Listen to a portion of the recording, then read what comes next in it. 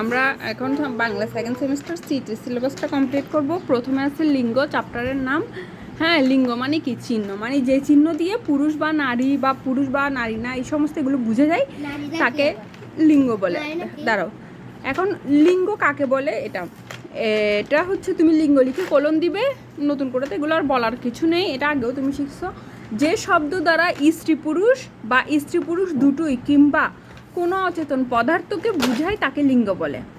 তাহলে লিঙ্গ কাকে বলে? লিঙ্গ কোলন দিবে, তারপর লিখবে যে শব্দ দ্বারা স্ত্রী পুরুষ বা স্ত্রী পুরুষ দুটোই কিংবা কোনো অচেতন পদার্থকে বোঝায় তাকে লিঙ্গ বলে। যেমন মা, মা দ্বারা স্ত্রী বুঝাচ্ছে, বাবা, বাবা দ্বারা কি বুঝাচ্ছে? পুরুষ বুঝাচ্ছে। শিশু, শিশু দ্বারা কি বুঝাচ্ছে? উভয়, মানে স্ত্রীও বুঝাচ্ছে পুরুষও বুঝাচ্ছে। ঠিক আছে, মানে দুইটাই বুঝাচ্ছে। চেয়ার, চেয়ার দ্বারা অচেতন পদার্থ, টেবিল অচেতন পদার্থ ইত্যাদি বুঝায়। তাহলে আরেকবার বলি, লিঙ্গ কোলন যে শব্দ দ্বারা স্ত্রী পুরুষ, স্ত্রী হাইফেন পুরুষ বা স্ত্রী পুরুষ দুটোই কিংবা, কিংবা বানান দেখছো করস্বর কি অনুস্বার বয়কার বা, দেখো এটা কিন্তু করস্বর কি অনুস্বার কিংবা বলি না, এটা কিন্তু অনুস্বার আছে কিন্তু উচ্চারণ হবে কিংবা। ঠিক আছে, কিংবা কোনো অচেতন পদার্থকে বোঝায় তাকে লিঙ্গ বলে। যেমন মা, বাবা, শিশু, চেয়ার, টেবিল ইত্যাদি। এরপর বলছে লিঙ্গ কত প্রকার। হ্যাঁ, আমি বাচ্চা দিতে পারবো না, না বাচ্চা হবে না। লিঙ্গ কত প্রকার? লিঙ্গ কত প্রকার? লিঙ্গ 4 প্রকার, যথা 1 পুংলিঙ্গ, পুংলিঙ্গ পরস্কার পুনস্বার পুং লরস্কারলি গ লিঙ্গ। ঠিক আছে, এরপর বলছে স্ত্রীলিঙ্গ একসাথে, দন্তীয় শয় তরফলা দীর্ঘ ইকার, মনোযোগ দিয়ে দেখো, দন্তীয় স তয়রফলা দীর্ঘ ইকার স্ত্রীলিঙ্গ। এরপর হচ্ছে ক্লিপ লিঙ্গ, ক্লিক ক্লিক ক্লিক ক্লিক ক্লি, কয়ল দীর্ঘ ইকার ক্লি, কয়ল দীর্ঘ ইকার ক্লি ব ক্লিব। ঠিক আছে, কয়ল দীর্ঘ ইকার ব ক্লিব, এই কথাটা মনে রাখবে। ঠিক আছে, ক্লিব লিঙ্গ। এরপর হচ্ছে উভয় লিঙ্গ, উভয় বানান তো তুমি পারো, রস্য উভ অন্তস্থ অ, উভয় ভয়। ঠিক আছে, লিঙ্গ লস্কারলি উমগ। এরপর বলছে পুংলিঙ্গ কাকে বলে? এগুলো খুবই সোজা, এগুলো আলাদা করে বলার দরকার নেই। পুংলিঙ্গ দিয়ে কোলন দিবে যে শব্দ দ্বারা বা যে সকল শব্দ দ্বারা পুরুষ জাতি বোঝায় তাকে পুংলিঙ্গ বলে, বা যে সকল শব্দে পুরুষ জাতি বোঝায় তাকে পুংলিঙ্গ বলে, যেমন বাবা, ছেলে, বালক ইত্যাদি। সেভাবে স্ত্রীলিঙ্গ যে সকল শব্দে স্ত্রী জাতি বোঝায়, কারণ এগুলো সহজ, এগুলো শুধু ভিডিও লম্বা করে লাভ নেই। স্ত্রীলিঙ্গ দিয়ে কোলন দিবে যে সকল শব্দে স্ত্রী জাতীয় স্ত্রী জাতি বোঝায় তাকে স্ত্রীলিঙ্গ বলে। তাহলে যে সকল শব্দে স্ত্রী জাতি বোঝায় তাদেরকে স্ত্রীলিঙ্গ বলে। যেমন মা, হ্যাঁ স্ত্রী জাতি মানে মেয়ে জাতি বোঝায় আর কি। যেমন মা, মা, বালিকা, রানী, কৃষানি এগুলো দিয়ে ইত্যাদি দিবে। রানী, কৃষানি, কিষানি, কিষানি, কিষানি, কৃষানি, করিকার ক্রি প্যাকার, সিংহি, হিংসি না, সিংহি, জেলেনি, বাঘিনী, মুরগি ইত্যাদি। আচ্ছা, ক্লিপলিঙ্গ তোমাকে দেয় নাই, তারপরেও তোমাকে একটু জাস্ট জানাই রাখি। ক্লিপলিঙ্গ মানে দিয়ে হচ্ছে যে শব্দ দ্বারা স্ত্রী পুরুষ কিছুই বুঝায় না তাকে ক্লিপলিঙ্গ বলে। যেমন বই, খাতা, কলম, এগুলো জাস্ট তোমাকে জানানোর জন্য। যারা যারা বৃত্তি পরীক্ষা দেয়, যারা বৃত্তি পরীক্ষা দেয়, তারপরে যারা ইয়াতে যে কি বলে যে ভালো ভালো স্কুলে পড়ে, ওরা সবই পড়ে, জাস্ট তোমাকে জানা রাখছে ক্লিপলিঙ্গ দ্বারা স্ত্রী পুরুষ কোনোটাকেই বুঝায় না। আচ্ছা, এরপর হচ্ছে উভয় লিঙ্গ কাকে বলে? উদাহরণ দাও। যে শব্দ দ্বারা স্ত্রী বা পুরুষ উভয় জাতিকে বোঝায় তাকে উভয়লিঙ্গ বলে। তাহলে উভয়লিঙ্গ দিয়ে কোলন দিবে, তারপর লিখবে যে শব্দ দ্বারা কি, যে শব্দ দ্বারা স্ত্রী বা পুরুষ উভয় জাতিকে বোঝায়, মানে দুইজনকেই বোঝায় তাকে উভয়লিঙ্গ বলে। যেমন শিশু, সন্তান, মানুষ, জনতা, শিক্ষার্থী, পথিক, পথিক, এ থেকে পৃথিক লিখছে, পৃথিক না, এটা হচ্ছে পথিক, মানে যে পথে চলে, ক্রেতা, বিক্রেতা ইত্যাদি। হ্যাঁ, তুমি যখন পথে চলবে তখন তুমি পথিক। ঠিক আছে, এরপর এখানে কিছু লিঙ্গ পরিবর্তন দিছে। হ্যাঁ, যেমন ধরো কোকিল, কোকিলা, কৃষ, কৃষা, মাননীয়, মাননীয়া। কোকিলা, কৃষ কি মানে ছেলে কোকিল, মেয়ে কোকিল। কৃষ, কৃষা, মাননীয়, মাননীয়া। সরল, সরলা। মৃগ, মৃগা, মৃগ মানে তো জানো হরিণ। মহাশয়, মহাশয়া। কিশোর, হ্যাঁ কিশোর, কিশোরী। পাত্র, পাত্রী। কুমার, কুমারী। নর, নারী। তরুণ, তরুণী। হ্যাঁ, সৎ, সতী। নর্তক, নর্তকী। সাপ, সাপিনী। বাঘ, বাঘিনী। মায়াবী, মায়াবিনী। বেদে, বেদেনী। ধোপা, ধোপানী। হ্যাঁ, যাকে দেখলে অনেক মায়া লাগে সেটা হচ্ছে মায়াবী, মানে ছেলে মায়াবী, ছেলেটা খুব মায়াবী, আর মায়াবিনী মেয়েটা খুব মায়াবিনী, সেরকম। বেদে, বেদেনী। ধোপা, ধোপানী। লেখক, লেখিকা। অধ্যাপক অধ্যাপিকা। ধোপা মানে হ্যাঁ, কি? ধোপা যে কাপড় ধোই। প্রথম প্রথমা, চতুর চতুরা, প্রিয়তম প্রিয়তমা, নবীন নবীনা, সদস্য সদস্যা, হরিণ হরিণী, ময়ূর ময়ূরী, মানব মানবী, নদ নদী, সুন্দর সুন্দরী, সিংহ সিংহী, মালি মালিনী, ভিখারি ভিখারিণী, গোয়াল গোয়ালিনী, কাঙ্গালি কাঙ্গালিনী, জেলে জেলেনী, মেছো মেছুনি, গায়ক গায়িকা, পাঠক পাঠিকা, নাটক নাটিকা। ঠিক আছে, এটা এটা স্ত্রীলিঙ্গ দিছে, এটা নাটক নাটিকা। নাটকের এটাকে নাটিকা বলতে ছোট নাটক বোঝাই। এই জিনিসটা কতটুকু ঠিক আমি জানি না।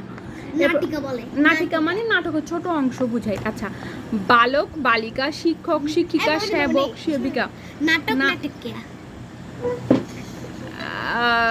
নায়ক নায়িকা, কনিষ্ঠ কনিষ্ঠা, প্রিয় প্রিয়া, বৃদ্ধ বৃদ্ধা, মহৎ মহতী, দাদা দাদি, পাত্র পাত্রী, ছাত্র ছাত্রী, নানা নানি, দুঃখী দুঃখিনী, মেধাবী মেধাবিনী, প্রতিযোগী প্রতিযোগিনী, বিদেশি বিদেশিনী, মাস্টার মাস্টারনি, মামা মামি, শ্যালক শ্যালিকা, পাচক পাচিকা।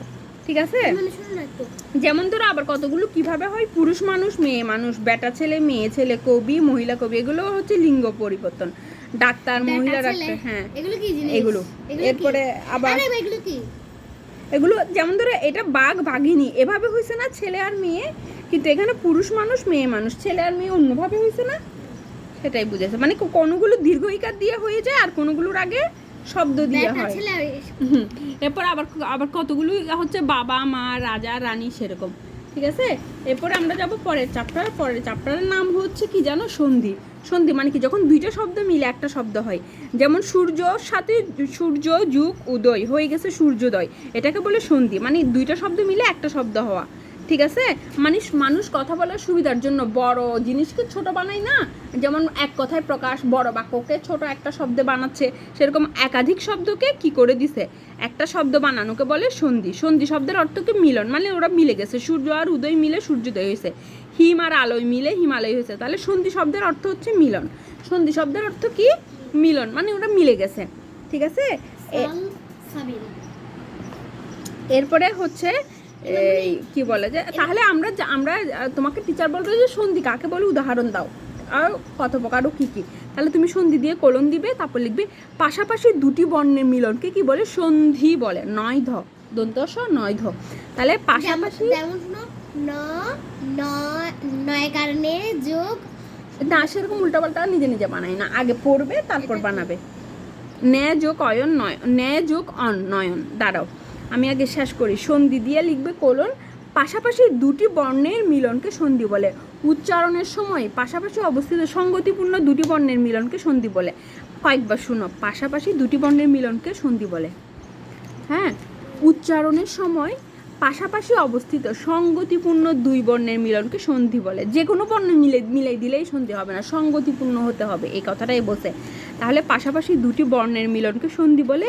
উচ্চারণের সময় পাশাপাশি অবস্থিত সঙ্গতিপূর্ণ দুটি বর্ণের মিলনকে সন্ধি বলে। যেমন হিম যোগ আলোয় হিমালয়, নব যোগ অন্ন নবান্ন, হ্যাঁ, ন্যায় যোগ অন্নয়ন, বিদ্যা যোগ আলোয় বিদ্যালয়। এতগুলো উদাহরণ লাগবে না তোমাকে জানানোর জন্য, আমি এতগুলো দিচ্ছি। সূর্য যোগ উদয়, সূর্যোদয়। ঠিক আছে, এখানে তুমি জাস্ট দুইটা উদাহরণ দিলে, সূর্য যোগ অস্ত, সূর্যাস্ত। আচ্ছা, এরপরে এখানে অনেকগুলো দিছে, এত কিছু তুমি এখন শেখার ইয়া না। এরপরে এখানে আছে সন্ধি কত প্রকার ও কি কি, সবগুলো লিখতে হবে না এখানে উদাহরণ জাস্ট দুইটা লিখবে, আমি তোমাকে জানানোর জন্য এগুলো শুনাইছি। ঠিক আছে, সন্ধি কত প্রকার ও কি কি। সন্ধি তিন প্রকার, যথা স্বর সন্ধি, ব্যঞ্জন সন্ধি, বিসর্গ সন্ধি। সন্ধি কয় প্রকার, সন্ধি কয় প্রকার, তিন প্রকার, স্বর সন্ধি, ব্যঞ্জন সন্ধি আর বিসর্গ সন্ধি। স্বরবর্ণ আর স্বরবর্ণ মিলে যেই সন্ধিটা হয় সেটাকে বলে স্বরসন্ধি। স্বরবর্ণ আর ব্যঞ্জন বর্ণ মিলে যে সন্ধিটা হয়, বা ব্যঞ্জন বর্ণ আর ব্যঞ্জন বর্ণ মিলে যে সন্ধিটা হয়, তাকে বেশিরভাগ হচ্ছে ব্যঞ্জন বর্ণের সঙ্গে ব্যঞ্জন বর্ণের বা স্বরবর্ণের মিলনে যে সন্ধি হয় তাকে ব্যঞ্জন সন্ধি বলে। ঠিক আছে, যদি শুধু স্বরবর্ণ মিলে হয় তখন সেটা স্বর সন্ধি। আর যদি স্বর বর্ণ সাথে ব্যঞ্জন বর্ণ বা ব্যঞ্জন বর্ণের সাথে ব্যঞ্জন বর্ণ মিলে সন্ধি হয় তখন সেটা হচ্ছে ব্যঞ্জন বর্ণ। ঠিক আছে, এরপর হচ্ছে আরেকটা হচ্ছে বিসর্গ সন্ধি। তোমার পরীক্ষায় আছে বিসর্গ সন্ধি কাকে বলে। বিসর্গ সন্ধি হচ্ছে যে বিসর্গের সঙ্গে স্বরবর্ণ বা ব্যঞ্জন বর্ণ দিয়ে যে সন্ধি হয় তাকে বিসর্গ সন্ধি বলে। তাহলে বিসর্গের সঙ্গে বলো বিসর্গের সঙ্গে স্বরবর্ণ বা ব্যঞ্জন বর্ণ দিয়ে যে সন্ধি হয় তাকে বিসর্গ সন্ধি বলে। যেমন পরি, দেখো পর অরসিকার বিসর্গ, তাই না? পরি যোগ কার হয়ে গেছে পরিষ্কার।